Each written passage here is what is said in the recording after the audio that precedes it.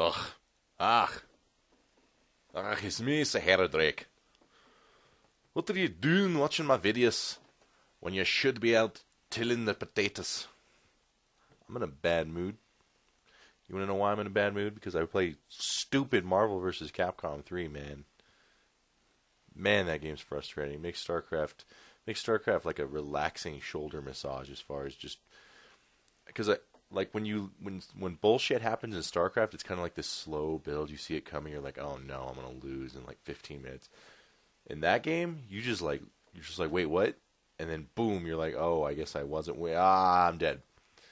And then you're dead. And it's quite frustrating.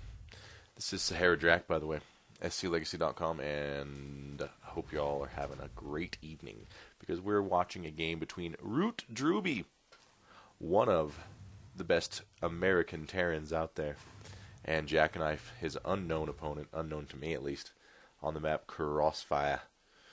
And that reminds me of that board game where you shot the little marbles at each other, the little ball bearings across the board at each other, that little ball bearing gun. And the song had those two kids on the platforms. The commercial with the cool spiky hair, it was all, Crossfire, you get caught up in it, Crossfire, Crossfire! And then he like spun away. He was all, no, I lost. It was very, it was like Mad Max a little bit, and like Neuromancer. There was undertones, and then like War Games, all put together, that commercial. So if you haven't seen it, check it out. Put in Crossfire commercial, Crossfire board game. I don't want you watching like the CNN show or some bullshit. But yeah, these guys, they're both Terran. They're both getting orbital commands on 16, and they're both making a Marine. So you didn't miss much while I was talking about nothing. Because that's just kind of, you know, unless you're proxying or something, that's just how you open. That is how you open. Looks like Red is throwing down, JackKnife here is throwing down his supply depot, another supply depot really early. Well, not really early, just a little earlier than Drewbie. And there's the factory going down there, and we'll see what JackKnife opts to do. Yeah, just a little bit later factory, so we're going to see similar builds here. I don't even know if this is a good game. You know, I said it before, and I'll say it again. I don't watch these games, but it should be interesting. You can usually tell a game's decent by the length. You know, there are certain lengths where you're like, oh, that guy got cheesed. Oh, that's too long and boring. But there's like a sweet window where the games are decent, and hopefully this falls right in there. So second gas going down for JackKnife on about 20. Drewbie, in the meantime, has been mining here already. Taking a look at the income. Yeah, his gas is coming a little bit more quickly. Nothing on the factory yet, and yeah, he's just going to go a quick starport. Making a Hellion here to go with his Reaper. Interesting. I don't have a lot of experience on this map. I think I've played it like twice, so I don't quite know the nuances. But yeah, getting that reactor almost finished here, and waiting on that starport. In the meantime, Reapers take forever to build because they're so good, right? Like, I don't know. I kind of think people freaked out about Reapers a little bit too much, but whatever. Oh, by the way, PTR, if you've ever watched any of my videos involving a Protoss, you know how I feel about Khaydarin Amulet, and it's they don't even have to necessarily remove Khaydarin Amulet forever. They could remove it. It's just good to see them acknowledging there's a problem. So yeah, if you agree with me and you want to support my cause, please go on the forums and voice your opinion that Khaydarin Amulet needs to be fixed in some way. Removing it is great, sure, why not? You know, I think pretty much everyone acknowledges there was a problem. It's just the solution to the problem that there is some dissension on. Cloak going down over here on this starport. In the meantime, Drewbie opted to get a medevac first.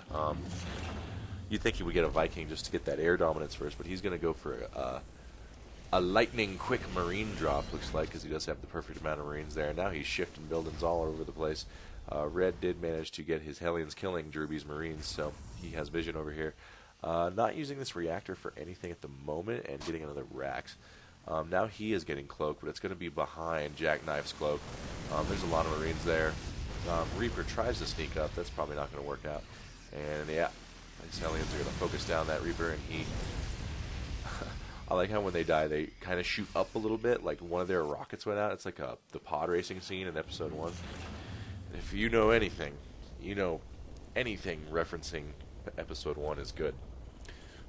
Because, man, that's a great movie. The Schindler's List of the post-90s era, the English Patient, the Citizen Kane, if you will, for Star Wars fans, the Phantom Menace. Looks like he's going to get his Hellions shot by a cloaked Banshee. Okay. Not much in the detection department is Drewbie. Looks like he's going to just go ahead and head on back home because he doesn't want to... Well, he doesn't even have scans, and he probably doesn't want to use them even if he did, so... Yeah, there's the Raven now. He has it rallied over here, though. That might be a problem if he doesn't fix that. In the meantime, he's going to try and sneak around here and harass with his Banshee, but unfortunately JackKnife's Banshee is already here and cloaked. Speaking of cloak, it ran out of energy. Good reason when your Banshee is not doing anything, try to remember to decloak it, because now this Banshee is not nearly as cool as it could be, as you can see. And I think the minimum, yeah, 25 is the minimum, so it does take a while, and there it goes. So yeah, always remember to decloak your guy, especially if you're going to really depend on him for harassment if he's not engaged in any combat. JackKnife leaving his Banshee cloaked and paying for it. Here comes Drewbie's Banshee now, and another one from JackKnife. This one has plenty of energy, and yeah, I mean, 9 out of 10 TBTs, players do this. They just open cloaked Banshee. It's just a really good build. Drewbie is somewhat protected. He's probably his refinery's vulnerable, but he's not going to lose all his workers or anything thanks to this turret. And he does have a Viking out now. And there's the cloak. Good reaction there. In the meantime, this Banshee with 6 kills. He's not even cloaked because there's a turret here. And yeah, JackKnife's just like, you know what? I'm just going to mine. I'm just going to mine till you kill me. And yeah, looks like that's what he's going to do. So here's a bunker, 2 tanks, no siege mode. We're going to see if Drewbie opts to try and push up that. I don't know. It looks a little scary. And in the meantime, 17 kills on the Banshee. That's definitely a cost-efficient Banshee. Looks like he's going to opt to not go up the ramp. And he's going to extra not go up the ramp once siege mode finishes. Yeah, he's headed back home. And this Banshee over here, just the 2 kills. Yeah, the Viking... Pretty good work by Drewbie. I don't do the cloak Banshee opening just because it kind of it's kind of like getting fisted by an orangutan. It's just like, I don't like this. Basically, please get your orange hairy knuckles out of my rectum. Thanks. Oh, nice little. Oh, looks he almost. Oh, it looks like he's gonna catch him. And nice. Drewbie, seeing the Banshee flee this way, stims his Marines, brings them all the way around this ramp, comes up and catches them all the way up here. So that was cool. Looks like we're going to see an attempt at a contain or a siege here from this high ground. Potentially, well, from this high ground. Most likely is what would be ideal for him, but we'll see what he does with these tanks. I usually open Thor in TBT. I'm just like, look, I'm going to get a turret and a Thor and just forget Banshees forever, a-hole. And he needs to cloak this Banshee if he wants to save it, and he does just in time. So now he's going to have to waste a scan. That's good. Flying his air units directly into Marines and Vikings, probably not the best idea. Auto turret going down, and stimmed Marines coming down. See, now that's a beautiful thing. Let's watch that again. You can see here, this many tanks looks like it should be fine, but the slow siege time, and then look at that. The first shot on 3 of those tanks went on these auto turrets instead of the Marines. So the Marines absolutely clean up. Poor control there from JackKnife. Not that it's easy to do. I mean, there's a million things going on. You usually think, well, whatever the siege tanks shoot, it's probably going to be good. Not so. They shoot these auto turrets and completely ignore the Marines, who quickly clean them up. So, yeah. Anyways, like I was saying, open Thor. I just like don't even Thor's just turrets. Don't even just get out of here. You know, I don't even want to mess with you, Holmes. So I do that, and then I usually go like Marauder tank or something nifty. So yeah, JackKnife definitely on the back foot here. Taking a look at the worker count.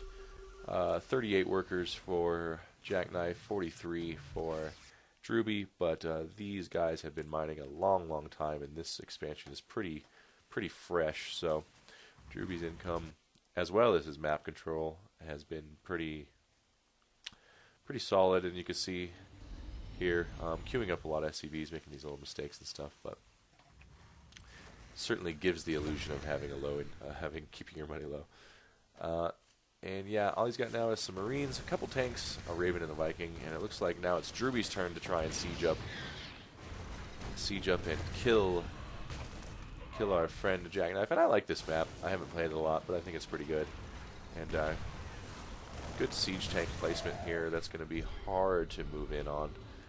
But Drewbie, look at excellent work here, just outside of this tank's range, and you can see he doesn't know exactly what's up there. Well, he did scan a little earlier, but you know what I mean. He doesn't have live vision, and in the meantime, he's going to move around here and try and get a good firing position on these Marines in this tank, while simultaneously doing a Marine drop. Except there's a turret here. He's going to need to drop it pretty quick, and he only manages to drop 4 of those Marines. And oh, he's not even going to try and siege here. Oh, nice. He's got the Raven here shooting with these 2 tanks, and he's just continuing to push behind JackKnife's position here, and Marines out of place now. Auto turret goes down, just to provide a little vision. He needs to save this Raven. Oh, he didn't pursue. He did not pursue with the Viking. He got a little scarified, but in the meantime, here's the big force from Drewbie coming around the back. JackKnife distracted over here with this little shenanigans, and in the meantime, the big group of Marines and tanks comes in. I don't like this tank's chances of getting out of here, and oh, it did get out. As opposed to all these Raxes and factories, they did not get out. Nice scan going down on the last Cloak Banshee. So, really sneaky moves there from Drewbie. Really nice. He set up the siege tanks here, right back here, and then used the Raven to fire. And in the meantime, these units here were just moving around the back the whole time, and they just snuck right in this gap in JackKnife's defenses. That was pretty cool. Pretty cool moves. Definitely good usage of that. And there's the GG from JackKnife. So yeah, just a really good example of unit control. And some people are play macro heavy. Some people just overwhelm their enemy with too many tons of bases. And some people are more tactics players. Like that was a very tactically advanced move. It wasn't anything with his build order per se or his army composition so much as it was his just very smart unit placement and movement. So yeah, awesome. Oh honey, you're so awesome. So I thanks to your guys' views, and I'm sure you've noticed there's ads before my videos. I just got my first little bit of pay for those ads, and with the $127 income I got because of you, I just bought a really nice webcam with a microphone, really nice microphone in it. So that should be arriving shortly, and then we will have better Sahara videos. So awesome, thank you. You bought it. You bought it with your fandom. So I appreciate it a lot. And I guess that's it for now. It's been SaharaDrac, sclegacy.com.